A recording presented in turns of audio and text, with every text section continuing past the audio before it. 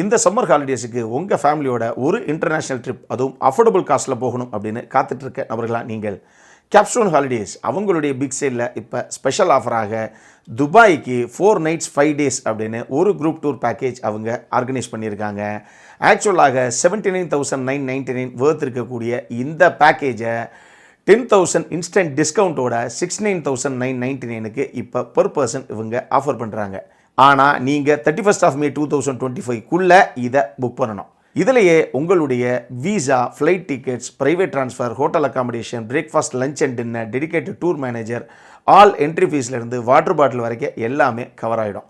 Mono ரயில், lost chambers, Aya universe, Dubai frame அப்படின்னு மட்டும் இல்லாமல் இன்னும் பல யூனிக்கான ஸ்பாட்ஸை இந்த தடவை கேப்ஸ்டோன் ஹாலிடேஸ் உங்களுக்காக கவர் பண்ணுறாங்க. ஸோ மேலே தர்ற நம்பருக்கு கேப்ஸ்டோன் ஹாலிடேஸுக்கு கால் பண்ணுங்கள். உங்களுடைய ட்ரீம் டெஸ்டினேஷனுக்கான டூர் பேக்கேஜை அஃபோர்டபுள் காஸ்ட்டில் புக் பண்ணுங்கள். Hello peepers, welcome to filmi craft. நான் உங்கள் அருண். இந்த எபிசோடில் யோகி பாபுடைய நடிப்பில் இன்றைக்கி தியேட்டர்ஸில் வெளியாக இருக்கிற ஜோரா கையை தட்டுங்க படம் எப்படி இருக்குது அப்படின்னு தான் இங்கே நம்ம பார்க்க போகிறோம். இந்த படத்தில் யோகி பாபு பேசிக்காக ஒரு மேஜிஷியன். ஆனால் பெரிய பிஸ்தா பருப்பெல்லாம் கிடையாது. ஏதோ அவருக்கு தெரிஞ்ச சில விஷயங்களை வச்சு அவர் ஒரு மேஜிஷியனாக இருந்துக்கிட்டு இருக்காப்புல. ஆனால் இவருடைய அப்பா இருக்கிறாரு, அவர் உண்மையாகவே ஒரு நல்ல மேஜிஷியன். மக்களை மகிழ்விக்கிறதுக்காக புதுசாக மேஜிக் ட்ரிக்ஸ் எல்லாத்தையும் ட்ரை பண்ணி பார்த்து அதை தான் மகனுக்கும், அதாவது யோகி பாபு சின்ன பையனாக இருக்கும்போது தன்னுடைய மகனுக்கும் அதை சொல்லிக் கொடுக்கணும் அப்படின்னு ஒரு ஆசைப்படுறாரு. ஆனால் யோகி பாபு சின்ன பையனாக இருந்ததுனால அவருக்கு அது பெருசாக இன்ட்ரெஸ்ட் இல்லை. அவங்க அப்பாவை பொறுத்தளவுக்கு இதுதான் என்னுடைய சிக்னேச்சர் மேஜிக்னு சொல்லுவோம் இல்லையா, அந்த மாதிரி ஃபயர் எஸ்கேப் அப்படின்னு சொல்லி ஒரு மேஜிக் ட்ரிக்கு நான் எப்படி பண்ணி காமிக்கிறேன் பாருங்க அப்படின்னு எல்லாரும் முன்னாடியும் பண்ணி காமிக்கிறேன்னு ஒரு அட்டம் பண்ணி கடைசியாக உயிரே விட்டுறாரு. அந்த மேஜிக் ட்ரிக்கை இவர் பண்ணி முடிக்கிறேன்னு. ஆனால் அப்போ இருந்து அப்பா மாதிரி தானும் ஒரு நல்ல மேஜிஷியனாக வரணும். அதே நேரத்தில் இந்த ஃபயர் எஸ்கேப்பை, அதாவது அப்பாவால் பண்ணி முடிக்க முடியாத அந்த மேஜிக் ட்ரிக்கை கண்டிப்பாக நம்ம ஒரு நாள் பண்ணணும் அப்படின்னு ஒரு லட்சிய கனவோடு இருக்கிறாரு யோகி பாபு. ஆனாலும் நான் ஆரம்பத்தில் சொன்ன மாதிரி இப்போ வரைக்கும் ஒரு சுமார் மூஞ்சி குமார் லெவலில் தான் அவருடைய மேஜிக் ட்ரிக்ஸ் எல்லாம் ஒர்க் ஆகுது. அந்த அளவுக்கு தான் அவர் பண்ணிக்கிட்டு இருக்காப்புல. இப்படி இருக்கக்கூடிய தருணத்தில் திடீர்னு அவர் ஒன்று நினைக்க அவருடைய வாழ்க்கையில் அடுத்தடுத்து பல சம்பவங்கள் அரங்கேறுது. இதுக்கப்புறம் என்ன தான் நடந்தது, இதுதான் இந்த படத்துடைய மொத்த கதையை. இந்த படத்தை பொறுத்தளவுக்கு விமர்சனத்தை மொத்தமாக கேட்டுட்டு அதுக்கப்புறம் எந்த காலம் வேணாலும் எடுங்க. இந்த படத்துடைய ஒரே பலம் அப்படின்னு சொல்லணுன்னா மது அம்பாட்டுடைய சினிமோட்டோகிராஃபி தான். இந்த படம், இந்த கதைக்களம் நடக்கக்கூடிய அந்த ஜியோகிராஃபி, அதை நம்பகத்தன்மையோட எங்கேயுமே பெருசாக என்னங்க எப்படி இருக்குது அப்படிங்கிற மாதிரி இல்லாமல் ஃப்ரெஷ்ஷாக, விஷுவலி அப்பீலிங்காக ரொம்ப நீட்டாகவே கொண்டு வந்திருந்தார் மது. அந்த ஒரு விஷயம்தான் இந்த கதைக்களம் என்ன தான் கம்மியான பட்ஜெட்டில் இவங்க பண்ணியிருக்காங்க அப்படின்னு பார்க்கும்போதே நமக்கு தெரிஞ்சால் கூட பார்க்குறதுக்கு ஸ்க்ரீனில் ரொம்ப ஃப்ரெஷ்ஷாகவே இருக்குது ஒரு ஃப்ரேமுமே. ஆனால் இதை தவிர இப்போ யோகி பாபு எடுத்துக்கோங்க, அவர் இந்த படத்தில் அவர் காமெடியான ஹீரோலாம் கிடையாது.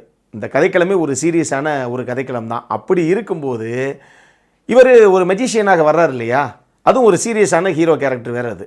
ஆனால் அவரை பார்த்தா இவர் ஒரு மெஜிஷியன்க அப்படின்னு எங்கேயுமே நமக்கு தோண மாட்டேங்குது.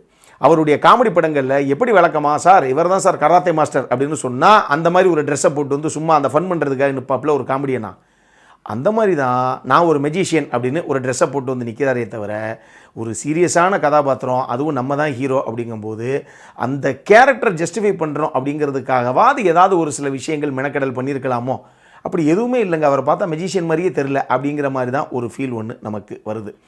இன்னொரு விஷயம், இது ரொம்ப நான் சொன்ன மாதிரி சீரியஸான கதைக்களம்னு ஒரு பக்கம் இருக்கட்டும், இது சீரியஸான கதாபாத்திரம் வேறு. அந்த சீரியஸ்னஸுமே பெருசாக என்னவோ அவரை பார்க்கும்போது நமக்கு தோணவே மாட்டேங்குது.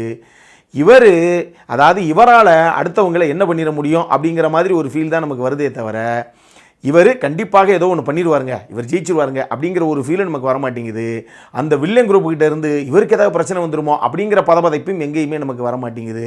அவர் மாட்டுக்கு ஒரு பக்கம் செவனேன்னு இருக்காப்புல. அந்த மாதிரி ஒரு கதாபாத்திரமாகத்தான் அது வடிவமைக்கும் போட்டிருக்கு. அதை மொத்தமாக புல் ஆஃப் பண்ணதுலையும் இந்த டீம் அந்தளவுக்கு தான் அந்த கேரக்டரை கொண்டு வந்திருக்கு ஃபைனலாக ஸ்க்ரீனில். கதாநாயகி பேருக்கு அங்கிட்டு இங்கிட்டு சுற்றிட்டு தர்றாங்க 2 சீன்லேயே தவிர அவங்களாலையும் பெரிய இம்பாக்டை கிரியேட் பண்ண முடியல. ஹரிஷ் பெராடியும் அதே மாதிரி தான். ஒரு சம்பவம் நடக்கும்போது எல்லாம் முடிஞ்ச உடனே தான் சும்மா அந்த இடத்துல அப்படி வருவாப்பிலையே தவிர அந்த கதாபாத்திரம் பெருசாக எங்கேயுமே நம்ம மைண்டில் நிற்கவே கிடையாது. படத்தில் முதல்ல எங்கேயுமே நமக்கு ஒரு எமோஷனல் கனெக்ட்டுங்கிறது பெருசாக கிடைக்கல.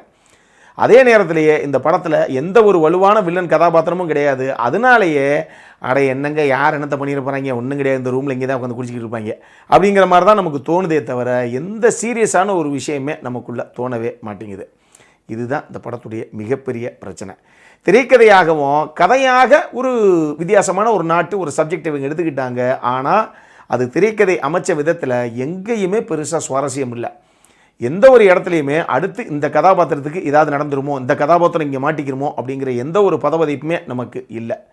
அப்படித்தான் மொத்தமாக திரைக்கதையாகவும் இந்த கதை சொல்லப்பட்டிருக்கு. அதனாலேயே பெருசாக எதுவுமே சுவாரஸ்யமாகவே இல்லைங்க அப்படிங்கிற மாதிரி ஒரு ஃபீலை தான் இந்த படம் கொடுக்குது. மொத்தமாக இந்த படம் எப்படி இருக்குது அப்படின்னு கேட்டிங்கன்னா, நம்மளை பொறுத்தளவுக்கு ஒரு பிலோ ஆவரேஜ் வாட்ச் தான் இந்த படம். அடல் கானண்டை பொறுத்தளவுக்கு இந்த படத்தில் அப்படி எதுவும் பெருசாக கிடையாது. இந்த படம் ஃபேமிலியோடு பார்க்கக்கூடிய ஒரு படம் தான். இந்த படம் இன்றைக்கி தியேட்டர்ஸில் வெளியாகிருக்கு. அப்புறம் என்ன, இதே மாதிரி இன்னொரு வீடியோவோட அடுத்த முறை உங்களை சந்திக்கிற வரைக்கும் இட்ஸ் அருண் சைனிங் ஆஃப்.